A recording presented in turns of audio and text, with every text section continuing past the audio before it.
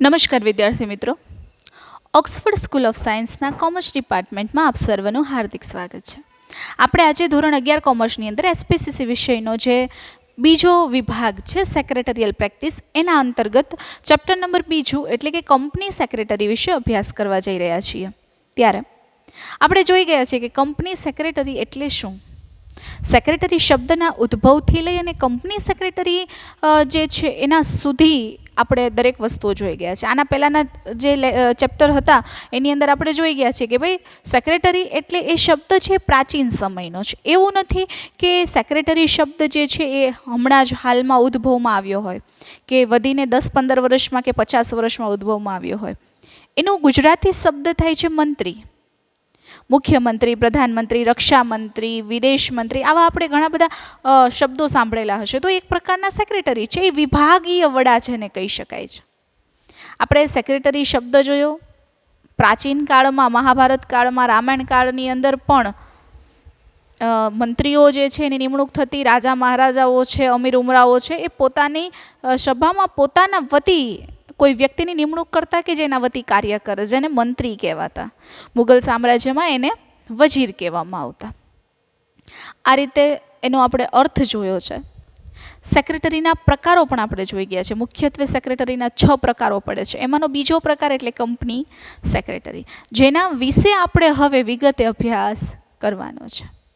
વિદ્યાર્થી મિત્રો, company secretary એટલે એવો વ્યક્તિ કે જે કંપની વતી પત્ર વ્યવહાર કરે, સ્થાનિક સંસ્થાઓ સાથે પત્ર વ્યવહાર કરે, અન્ય પક્ષકારો સાથે પત્ર વ્યવહાર કરે, બીજી સંસ્થાઓ સાથે પત્ર વ્યવહાર કરે, જેને આપણે સેક્રેટરી એવો શબ્દ વાપરીએ છીએ. એના વતી વહીવટી કામ કરે, તાંત્રિક કાર્યો કરે કે જેને આપણે શું કહીએ છીએ, સેક્રેટરી એવો શબ્દ આપણે વાપરીએ છીએ.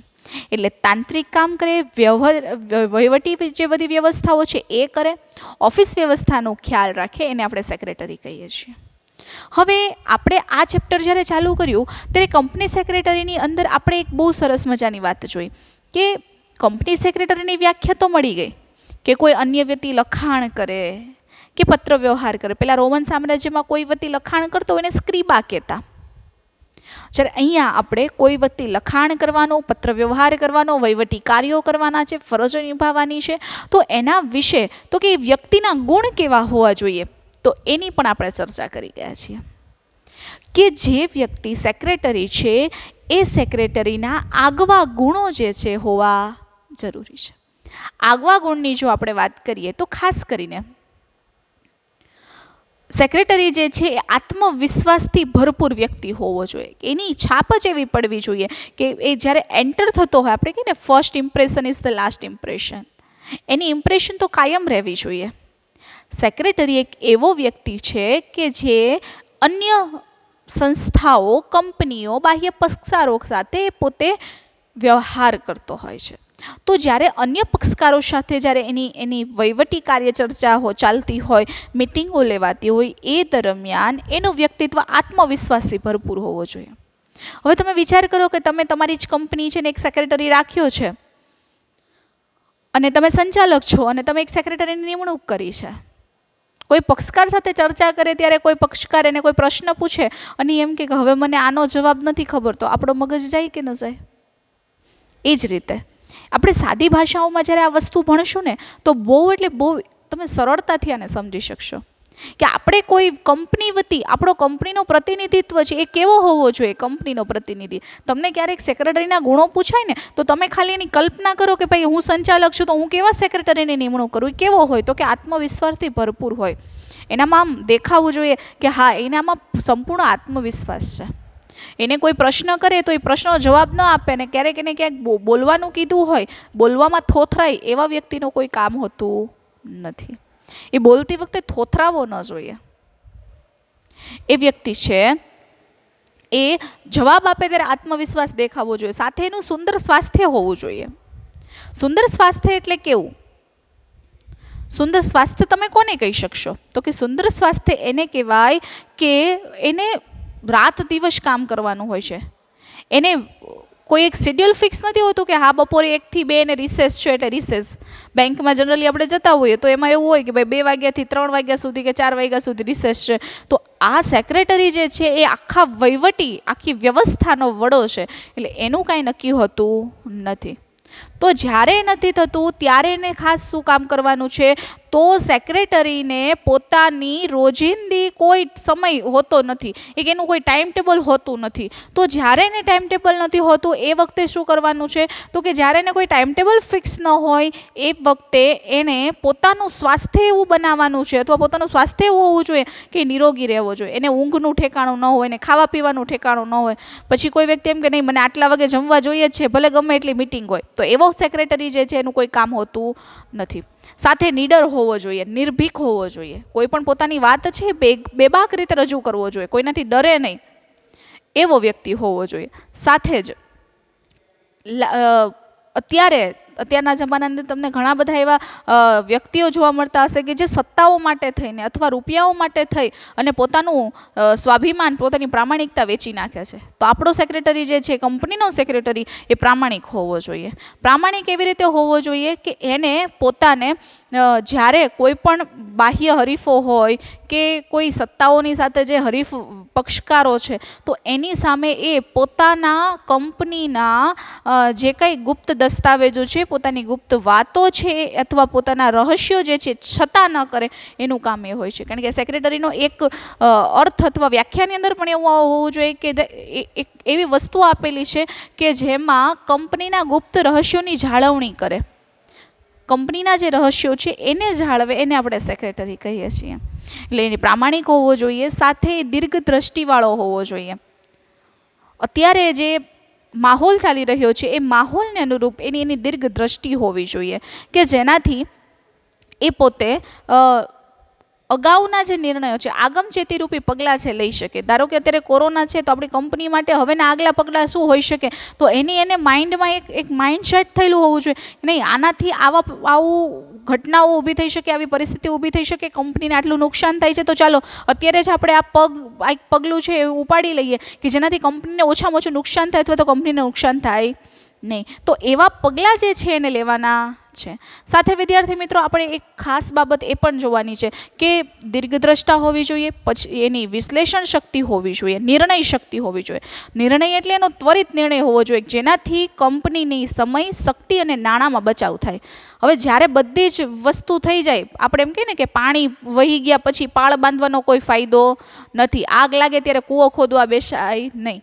આ બધી કહેવતો છે. શું કામ? તો કે પાણી આખા ગામમાં વયું જાય ને પછી એમ કે હવે અમે પાળ બાંધીએ તો એ શક્ય નથી. નિર્ણય જ્યારે લેવાનો છે ત્યારે જ લેવાય તો સમય, શક્તિ અને નાણાંનો વ્યય થતો બચી જાય. કંપની જે છે એની પ્રતિષ્ઠા ધૂળમાં મળતી અટકી જાય.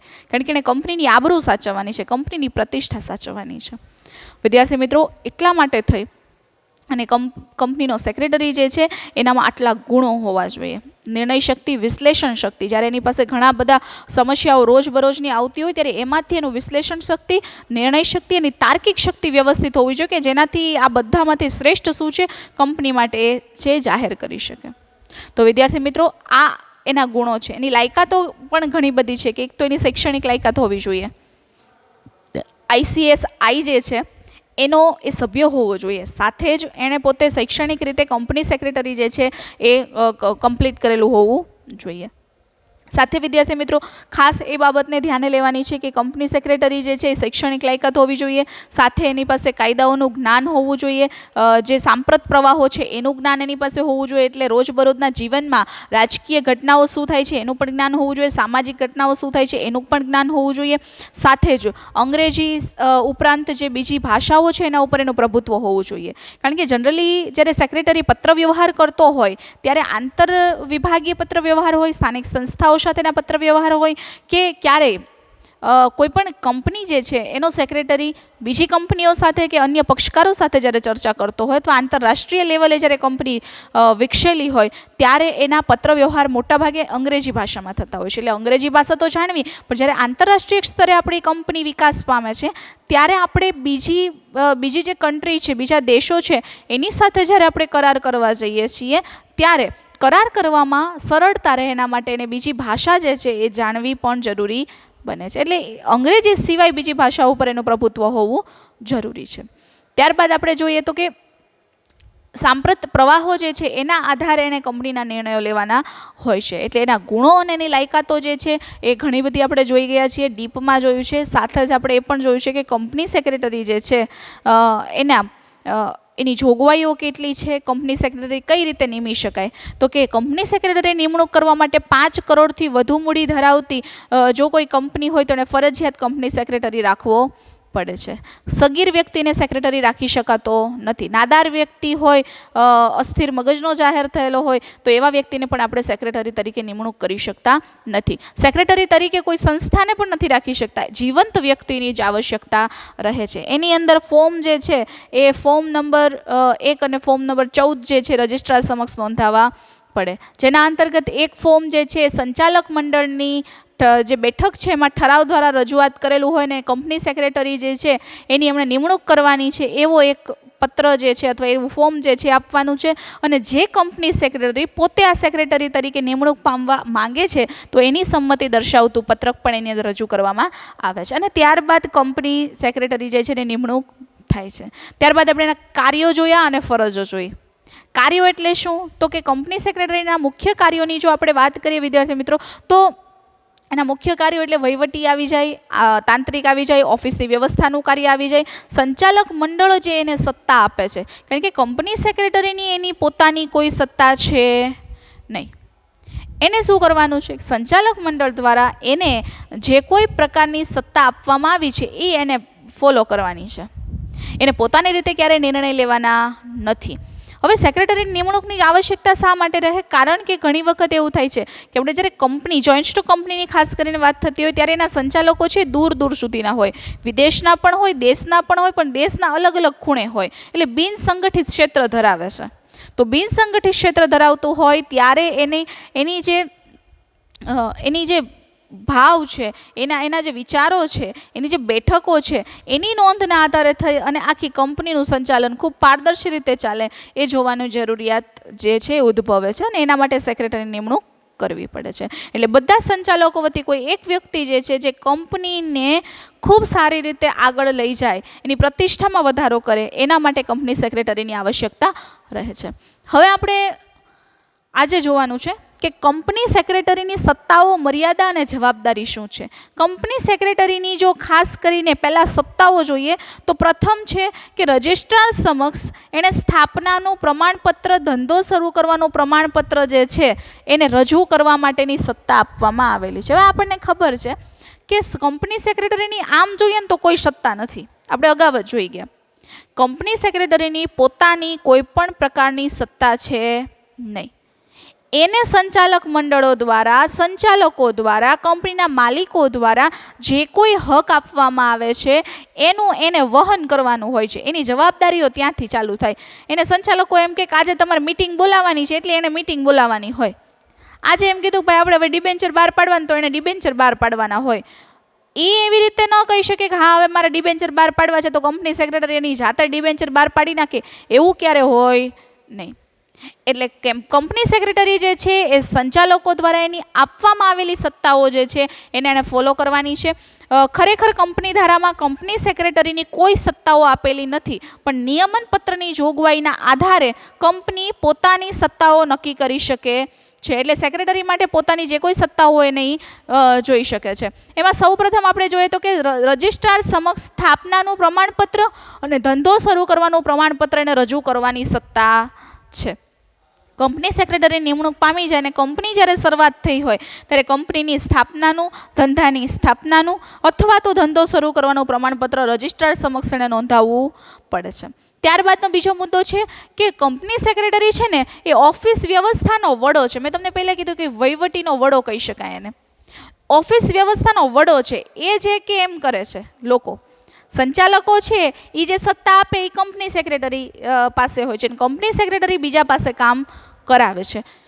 એટલે ઓફિસ વ્યવસ્થાનો વડો છે અને જુદા જુદા ખાતા ઉપર એની દેખરેખ રાખવાની એને સત્તા આપવામાં આવી છે. દરેક ખાતાની અંદર વ્યવસ્થિત કાર્ય થાય છે કે નહીં, જો નથી થતું તો એના માટે શિક્ષાત્મક અથવા દંડ કે કોઈ પણ પ્રકારના પગલાઓ લેવા માટે એને છૂટ આપવામાં આવેલી છે. એટલે એ જુદા જુદા ખાતા ઉપર દેખરેખ રાખવાનું કાર્ય જે છે કંપની સેક્રેટરીનું હોય છે. ત્યારબાદ આપણે વાત કરીએ તો કે શેર વેચણી પત્રક છે, શેર હપ્તા છે, શેર જપ્તી છે, શેર ફેરબદલી પત્રો છે, આ બધા ઉપર કંપની વતી સહી કરવાની એને સત્તા આપવામાં આવી છે. શેરના પ્રમાણપત્રો હોય, શેર હપ્તા હોય, શેર જપ્તી હોય, શેર ફેરબદલી પત્રક હોય, ગમે એ બાબત હોય તો એની અંદર એને કંપની વતી સહી કરવાની સત્તા છે. પછી એક એક કામ માટે થઈને એને સંચાલકોને બોલાવવા યોગ્ય કહેવાય નહીં. હવે ધારો કે આજે શેર હપ્તા બહાર પાડવાના છે એટલે જે ઓલા વિદેશ છે એ સંચાલકોને પાછા બોલાવવાના, બોલાવીને કહ્યું તમે સિગ્નેચર કરી દો ને એટલે અમારે શેર હપ્તા લેવાઈ જાય. શેર જપ્તી કરવાની હોય તો એની પછી સિગ્નેચર મંગાવવાની અને પછી શેર જપ્તી, એવું શક્ય બને જ નહીં, કારણ કે કંપનીમાં વિશાળ કામ હોય. તો એના માટે થઈ અને ખાસ કરીને કંપની સેક્રેટરીને એની સત્તાઓ આપવામાં આવેલી છે કે જેના દ્વારા વેચણી પત્રક, શેર હપ્તા હોય, શેર જપ્તી હોય, શેર ફેરબદલી હોય, આ દરેક પત્રો ઉપર કંપની વતી એ સહી કરી શકે છે. એટલે કંપની સેક્રેટરીને સહી કરવાની સત્તા આપવામાં આવેલી છે. ત્યારબાદનો મુદ્દો છે કે કંપની વતી વિવિધ પક્ષકારો સાથે પત્ર વ્યવહાર કરવાની એને સત્તા છે. ધારો કે એને સારું લાગે કે ભાઈ હવે આપણે શેર હપ્તા કરવાના છે, શેર જપ્તી કરવાની છે, અથવા કોઈ નવી વસ્તુ અથવા કોઈ ઇન્વેન્શન કરવાનું છે આપણું જે ફેક્ટરી છે, આપણું ધંધો છે, આપણી જે કંપની છે એની અંદર, તો એ કંપની વતી, આપણી કંપની વતી, આપણા ધંધા વતી, આપણી ફેક્ટરી વતી એ પોતે પત્ર વ્યવહાર કરવાની એને સત્તા આપવામાં આવે છે. ત્યારબાદ તો કે કંપની વતી એજન્ટ તરીકે કામ કરે છે. ધારો કે કોઈ નવી વસ્તુઓની ડીલ કરવાની હોય તો એ કંપનીનો એજન્ટ બની જાય છે. જ્યારે એને કંપની વતી કોઈ કાર્ય કરવાનું હોય, જ્યારે એને કોઈ કાર્ય સોંપવામાં આવે છે ત્યારે પોતે એજન્ટ બની જાય છે. ખાસ કરીને વિદ્યાર્થી મિત્રો, જ્યારે આપણે કોઈ ડીલની વાત કરતા હોય, કોઈ કરારની વાત કરતા હોય ત્યારે એ કંપની વતી પોતાનું પ્રતિનિધિત્વ રજૂ કરે છે અને કંપનીના જે પાસાઓ છે એના વિશેની ચર્ચા કરે છે. એટલે ખાસ કરીને એજન્ટ તરીકે કામ કરે છે. સાથે મળેલી સત્તાને આધારે, એટલે કે સંચાલક મંડળ દ્વારા જે સત્તા આપવામાં આવેલી છે એવું કોઈ પણ કાર્ય જો એણે કરેલું હોય તો એ કંપનીને જવાબદાર ઠેરવી શકે છે. હવે ઘણી વખત એવું થતું હોય કાયદાકીય કોઈ પ્રોસેસની અંદર એ આવી જાય. ઘણી વખત એવું બનતું હોય છે કે કોઈ પગલું એવું છે જે ખોટું લેવાઈ ગયું પરંતુ એને સંચાલક મંડળે કીધેલું છે, તો કંપની સેક્રેટરી જે છે એને સત્તા છે કે એ બધું જ કામ કંપની ઉપર ઢોળી દે. ધારો કે કોઈ એક બાબત એવી થઈ ગઈ છે, ધારો કે ડિબેન્ચરની કોઈ જોગવાઈ કરવામાં આવી નથી અથવા ડિવિડન્ડની જોગવાઈ કરવામાં આવી નથી, ડિવિડન્ડની વેચણી થઈ ગઈ, ડિબેન્ચરની વેચણી થઈ ગઈ. હવે જો આવું કરી નાખે અથવા શેર એમને બહાર પાડી નાખે કોઈ પણ જાતની પૂછપરછ વગર, નિયમન પત્રની જોગવાઈ ન હોય તો એ વધારાના શેર, હકના શેર બહાર પાડી દે, તો પછી કાયદાકીય કાર્યવાહીઓ થાય જ્યારે કંપની સેક્રેટરી ઉપર, કારણ કે એની સિગ્નેચર હોય છે. તો જ્યારે એની ઉપર એની સિગ્નેચર થતી હોય, કાયદાકીય કાર્યવાહી થતી હોય, ત્યારે કંપનીને જવાબદાર ઠેરવી શકે. મને તો કંપનીએ કીધું હતું એટલે મેં કર્યું એમ કરીને પોતે બહાર નીકળી શકે છે. એટલે એ આખા જે વહીવટ છે કાયદાકીય પ્રક્રિયામાં એ પોતે એમાંથી બચાવ કરી શકે. એટલે કંપનીને જવાબદાર ઠેરવી શકવાની સત્તા જે છે એને પ્રાપ્ત થયેલી છે. અને ત્યારબાદ છે કે એને પોતાની કોઈ સત્તા નથી પણ સોંપેલ કાર્ય જે છે એની સત્તા એને આપવામાં આવી છે. વિદ્યાર્થી મિત્રો, આટલી જે બાબતો છે સેક્રેટરીની સત્તાઓ જે છે એની આટલી બાબતો, જેમાં રજિસ્ટ્રાર સમક્ષ નોંધણી, ઓફિસ વ્યવસ્થામાં વડો છે એટલે જુદા જુદા કાર્યો ઉપર દેખરેખ રાખવાની, સાથે જે કંઈ પત્રો થાય છે એક પત્રો વ્યવહારના આધારે કંપની વતી એ વહીવટ કરે છે અને કંપની વતી સહી કરવાની એની જવાબદારી છે. કંપની વતી એ બધા પક્ષકારો સાથે પત્ર વ્યવહાર કરી શકે છે. કંપની વતી એજન્ટ તરીકે કાર્ય કરે છે. મળેલી સત્તાને આધારે એણે કોઈ કાર્ય કર્યું હોય ને કાયદાકીય કાર્યવાહી થાય તો એ કંપની ઉપર જે છે એ પોતે જવાબદારી નાખી શકે છે અથવા એને જવાબદાર ઠેરવી શકે છે. અને ત્યારબાદ છે સોંપેલી કાર્યની સત્તાઓ જે છે એને મળેલી છે એની પોતાની કોઈ સત્તા હોતી નથી. વિદ્યાર્થી મિત્રો, ચાલો હવે નોટબુકની અંદર લખવાનું શરૂઆત કરવાની છે. હું લખાવું એ લખો. સેક્રેટરીની સત્તાઓ જે છે એની અંદર કંપની રજિસ્ટ્રાર સમક્ષ પ્રથમ તો સ્થાપનાનું પ્રમાણપત્ર અને ધંધો શરૂ કરવાનું પ્રમાણપત્ર મેળવવા માટે નક્કી કરેલા દસ્તાવેજોની નોંધણી કરાવવાની એને સત્તા આપવામાં આવી છે. નંબર 2 લખો. સેક્રેટરી ઓફિસ વ્યવસ્થાના વડા હોવાના નાતે જુદા જુદા ખાતા ઉપર દેખરેખ અને અંકુશ રાખવાની સત્તા છે. નંબર 3 લખો, સેક્રેટરીને શેર વેચણી પત્ર, શેર હપ્તા, શેર જપ્તી, શેર ફેરબદલી વગેરે પત્રો ઉપર કંપની વતી સહી કરવાની સત્તા છે. ત્યારબાદનો મુદ્દો લખો, કંપની વતી વિવિધ પક્ષકારો સાથે સેક્રેટરીને પત્ર વ્યવહાર કરવાની સત્તા છે. 5મો મુદ્દો લખો, સેક્રેટરીને કંપની વતી એજન્ટ તરીકે કાર્ય કરવાની સત્તા છે. નંબર 6 લખો, સંચાલક મંડળ પાસેથી મળેલી સત્તાને આધારે સેક્રેટરી કંપની વતી કોઈ કાર્ય કરે તે માટે કંપનીને જવાબદાર ઠેરવી શકે છે. સંચાલક મંડળે સોંપેલા કાર્યો કરવાની એને સત્તા આપવામાં આવેલી છે. એટલે વિદ્યાર્થી મિત્રો, આપણે આટલી બાબતો જોઈ ગયા છીએ. હવે આના પછીના મુદ્દા પર જઈએ તો કે સેક્રેટરીની જેમ સત્તાઓ છે એમ સેક્રેટરીની સત્તાની મર્યાદાઓ પણ રહેલી છે. તો સેક્રેટરીની સત્તાની મર્યાદાઓ શું છે એમાં જોઈએ તો પહેલું છે કે સત્તા વગર અને ઈચ્છા મુજબ એ ક્યારેય સભા બોલાવી શકતો નથી. હવે સંચાલક મંડળ દ્વારા નક્કી કરવામાં આવે કે ભાઈ 15 દિવસ પછી સભા બોલાવવાની છે તો જ કંપની જે સેક્રેટરી છે એ પોતે સભા બોલાવી શકે, એટલે બેઠક બોલાવી શકે અથવા મીટિંગ બોલાવી શકે છે. એ સત્તા વગર અને પોતાની ઈચ્છા થાય એને એમ થાય કે હવે મારે આ સભા બોલાવી છે, આજ મારે મીટિંગ કરવી છે, તો એવી રીતે મીટિંગ કરી શકતો નથી. એણે પહેલાં સંચાલકોની પરવાનગી લેવી પડે છે અને પોતાની ઈચ્છા મુજબ ગમે ત્યારે મીટિંગ બોલાવી શકતો નથી. નંબર 2, કંપની વતી ઉછીના નાણાં લઈ શકતો નથી. સેક્રેટરી કંપની બાબતે ધારો કે ડિબેન્ચર છે એ ઉછીની મૂડી કહેવાય. તમે આગળના ધોરણમાં ભણશો એમ તમારે આવશે. ડિબેન્ચર એટલે શું? તો કે જ્યારે કંપનીને લાંબા ગાળા માટે રૂપિયાની આવશ્યકતા રહે છે ત્યારે એ શું કરે છે? ઉછીની મૂડી મંગાવે છે, એને ડિબેન્ચર કહેવાય છે. તો લાંબા ગાળા એટલે 10-15 વર્ષ માટે જ્યારે એને રૂપિયા જોતા હોય તો એ મંગાવે, એને ડિબેન્ચર કહેવાય. પછી એને અમુક સમય નક્કી કરેલો હોય, ધારો કે 3 મહિને 6 મહિને એને વ્યાજ તમારે ચૂકવવું પડે છે. જેમ આપણે કેમ લોન લઈએ છીએ, બસ એ જ રીતે ડિબેન્ચરો છે ઇસ્યુ કરવામાં આવે છે. તો હવે એને જ્યારે કંપનીના કારણોસર કે પોતાના કારણોસર એને ઉછીના નાણાં છે એ લઈ શકાતું નથી. જો લે તો એને કાયદાકીય કાર્યવાહીનો સામનો કરવો પડે છે. ત્યારબાદ 3જો મુદ્દો છે કરારની પ્રક્રિયામાં મદદ અથવા તો સત્તા વગરનો કરાર ક્યારેય કરી શકતો નથી.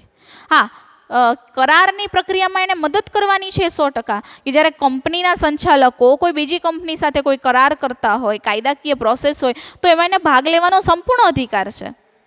એના દ્વારા જ જે છે એ કરારોને બધું કરવામાં આવે છે. પરંતુ એને સત્તા વગરના કરાર કરવાનો કોઈ અધિકાર નથી. ધારો કે એને પોતાને 10 લાખ રૂપિયા મળતા હોય ને એમ કહેતા કંપની હારે તમે આ કરાર કરી નાખો, અને કંપની હારે કોઈ કરાર કરી નાખે ને કંપનીને ખબર જ ન હોય કે ખરેખર આવો કોઈ કરાર થયો છે. કોઈને એમ કે હું તમને 50 લાખ રૂપિયા આપીશ, તમે આટલું કરી નાખો, એટલે એ કરી નાખે. તો સત્તા વગરનો કરાર કરવાનો એને કોઈ અધિકાર આપવામાં આવેલો નથી. એટલે ખાસ કરીને એની મર્યાદા એક આ છે. પહેલું શું છે? સત્તા વગર એ સભા બોલાવી શકતો નથી, કંપની વતી ઉછીના નાણાં લઈ શકતો નથી, ને 3જું સત્તા વગર કરાર કરી શકતો નથી. ત્યારબાદનો મુદ્દો છે નીતિ વિષયક નિર્ણય લઈ શકતો નથી. નીતિ વિષયક એટલે કોઈ નિર્ણય ઘડવાનો હોય ને તેની જાતે નથી ઘડી શકતો. જ્યારે જોઈન્ટ સ્ટોક કંપનીની વાત આવે ત્યારે નિર્ણયો લેવાના હોય એ વખતે સભા મંડળ જે છે બોલાવવામાં આવે છે, સંચાલક મંડળની સભાઓ બોલાવાય છે અને એની અંદર નિર્ણયો લેવામાં આવે છે. હવે કંપની સેક્રેટરીને ક્યારેક એમ થાય કે મારે આજે આ નિર્ણય ઘડી નાખવો છે, તો એની જાતે કોઈ નિર્ણય છે એ બહાર પાડી શકતો નથી. સંચાલક મંડળની સભામાં, સામાન્ય સભામાં ઠરાવ પસાર થયા વગર કોઈ નીતિ વિષયક નિર્ણયમાં ભલે એ સારો હોય તો પણ એ લઈ શકતો નથી. એની માટે એને યોગ્ય રજૂઆત કરવી પડે, યોગ્ય પ્રક્રિયા કરવી પડે અને પછી એ નીતિ વિષયક નિર્ણયો જે છે એ સંચાલક મંડળ દ્વારા લેવાય. છતાંય અહીંયા એના દ્વારા કોઈ નિર્ણય લેવામાં આવતા નથી. ત્યારબાદનો મુદ્દો છે સત્તા સિવાય કરાર કરી શકાતો નથી, અને જો સત્તા સિવાય કરાર કરે તો કંપની બંધન કરતા નથી. હવે આપણે અગાઉ શું જોઈ ગયા હતા કે જો મળેલી સત્તાને આધારે કોઈ પણ કાર્ય એણે કર્યું હોય તો એ કંપનીને જવાબદાર ઠેરવી શકે છે. પણ અહીંયા શું કીધું છે? એ સત્તા સિવાય કરાર કરે તો કંપની બંધન કરતા નથી. એને કરાર કરવાની કોઈ પરવાનગી નથી, છતાં એ કરાર કરી નાખે છે અને પછી કંપનીને કોઈ નુકસાન થાય છે તો એ નુકસાન માટે કંપની એમ નહીં કે કાયદાકીય કાર્યવાહી થાય તો અમે બેઠા છીએ. કારણ કે કંપનીએ લીધેલા નિર્ણયમાં એ જવાબદારી કંપની ઉપર નાખી શકે. અહીંયા તો એણે નિર્ણય પોતે લીધો છે, એણે કરાર પોતે કર્યા છે. એટલે કંપનીની કોઈ પણ કાયદાકીય કાર્યવાહી થાય કે કોઈ પણ પ્રશ્ન ઉપસ્થિત થાય એ વખતે એણે સત્તા વગર જો એણે કર્યું હોય તો કંપની બંધન કરતા રહેતી નથી. એ બધી જ જવાબદારી જે છે એની ઉપર આવી જાય છે. ત્યારબાદ જાહેર જનતાને સત્તા વગર શેર આપી શકતા નથી. હવે ક્યારેક એને એમ થાય કે હવે મારે મૂડીની આવશ્યકતા છે એટલે કંપની સેક્રેટરી છે એ સત્તા વગરના શેર બહાર પાડી નાખે, તો જાહેર જનતાને શેર આપી દે ને એમાંથી રૂપિયા ભેગા કરી રાખે. તો એવું એને કરવાનો કોઈ અધિકાર આપવામાં આવેલો નથી. એટલે કંપની સેક્રેટરીના જે દુરુપયોગ તો કે એની સત્તાના દુરુપયોગ આટલા એ કરી શકતો નથી, એની મર્યાદા આવી જાય છે અહીંયા. એટલે આપણે એની મર્યાદા લખવાની છે. એટલે વિદ્યાર્થી મિત્રો ચાલો તમારી નોટબુકમાં લખો કે સેક્રેટરીની સત્તા મર્યાદાની વાત કરીએ તો જો સંચાલક મંડળે સત્તા ન આપી હોય તો તે પોતાની ઈચ્છા મુજબ સભા બોલાવી શકતો નથી. નંબર બીજો, સેક્રેટરી કંપનીના કાર્ય માટે કંપની વતી ઉછીના નાણાં લઈ શકતો નથી. ત્રીજો મુદ્દો લખો, સેક્રેટરી કરાર કરવાની પ્રક્રિયામાં મદદ કરે છે પરંતુ તે કંપની વતી સત્તા વગરે કરાર કરી શકતો નથી. નંબર 4ની વાત કરીએ તો કે નીતિ વિષયક કોઈ નિર્ણય સેક્રેટરી લઈ શકતો નથી. નંબર 5, સંચાલકોએ આપેલી સત્તા સિવાય કરાર કરી શકતો નથી અને જો કરે તો કંપની બંધન કરતા રહેતું નથી. ત્યારબાદ છેલ્લો મુદ્દો છે કે સેક્રેટરી જાહેર જનતાને સત્તા વગર શેર આપી શકતો નથી. એટલે મન ફાવે ત્યારે મૂડી જે છે એ મૂડી મેળવી શકતો નથી, તો ભંડોળ પોતાનું ભરી શકતો નથી. એટલે વિદ્યાર્થી મિત્રો આ એની મર્યાદાઓ હતી. હવે આપણે જોવાની છે કે કઈ પરિસ્થિતિમાં એની જવાબદારી બની જાય. જવાબદારી શું એની? સત્તાઓ છે પણ સત્તાને આધારે નથી વર્તતો એટલે એની જવાબદારીઓ બની જાય છે. એની જવાબદારીના અંતર્ગત એને દંડ કે સજાની જોગવાઈ પણ થઈ જાય છે અને એને લાયબલ ગણાય છે, એટલે એને જવાબદાર ગણાય છે. જવાબદારી ક્યારે ઊભી થાય તો કે કંપની ધારાનું ઉલ્લંઘન કરે, કાયદા મુજબનું વર્તન ન કરે તો એની જવાબદારી બને. કંપની સેક્રેટરી જ્યારે કંપની ધારાનું ઉલ્લંઘન કરે છે ને ત્યારે એની જવાબદારી આવી જાય છે.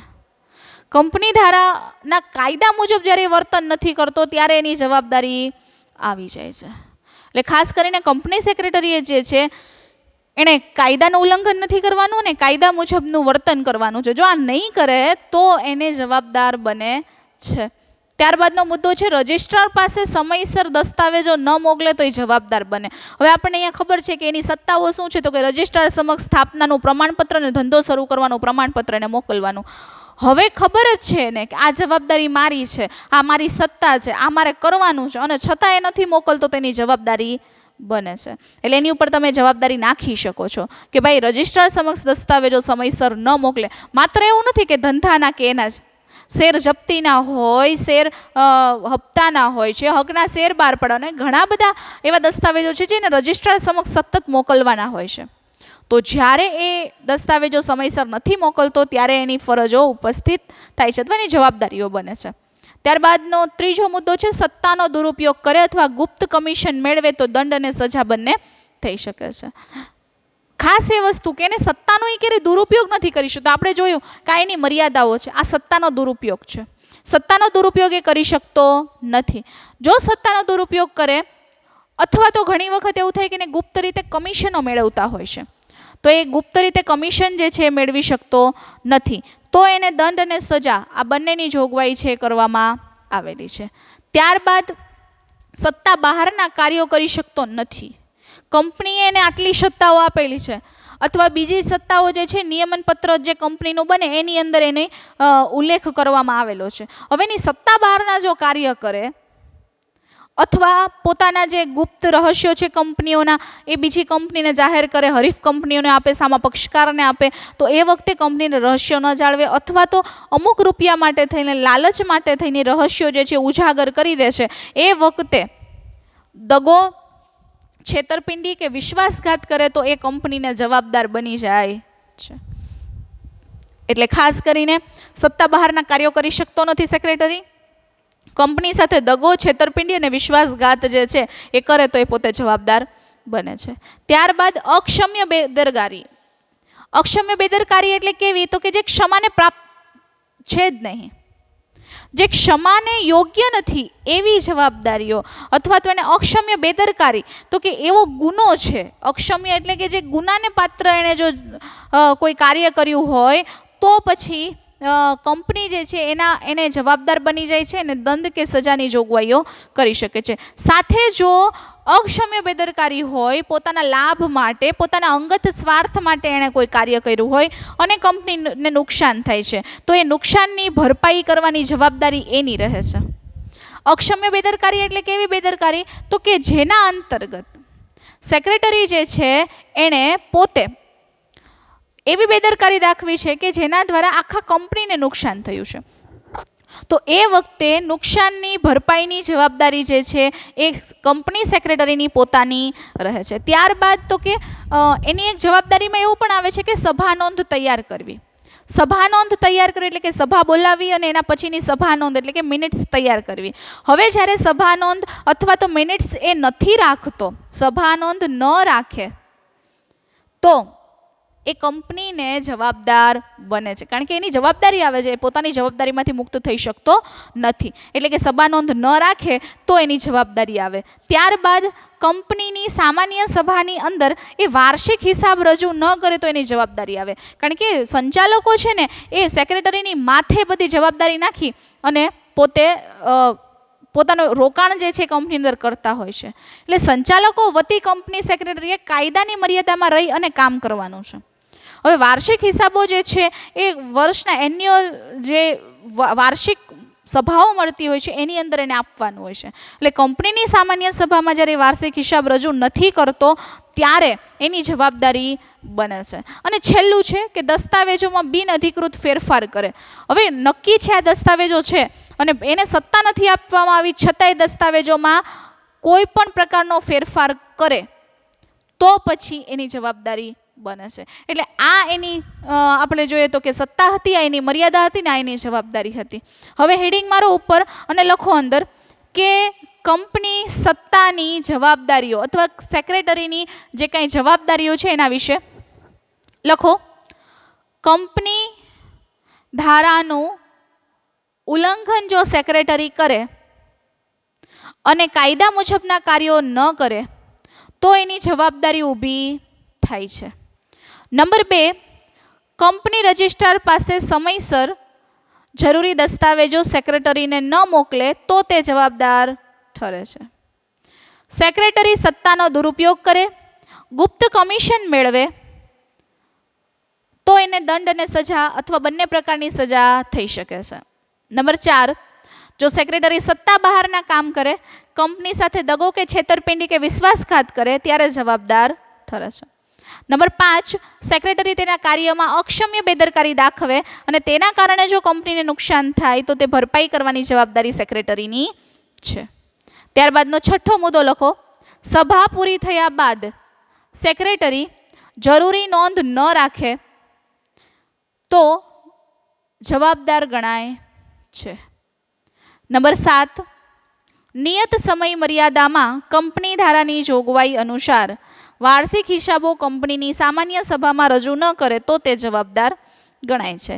અને નંબર 8, જો સેક્રેટરી દસ્તાવેજોમાં બિનઅધિકૃત ફેરફાર કરે તો એ જવાબદાર ઠરે છે. વિદ્યાર્થી મિત્રો, આજે આપણે જોઈ ગયા છીએ સેક્રેટરીની સત્તાઓ, સેક્રેટરીની સત્તાની મર્યાદાઓ અને સેક્રેટરીની જવાબદારી. તો કે એની સત્તાઓ શું છે, એ સત્તાઓની મર્યાદા શું છે અને એ મર્યાદા ભંગ કરે તો પછી એની જવાબદારી શું આવે છે, આ બધા વિશે આજે આપણે જોયું.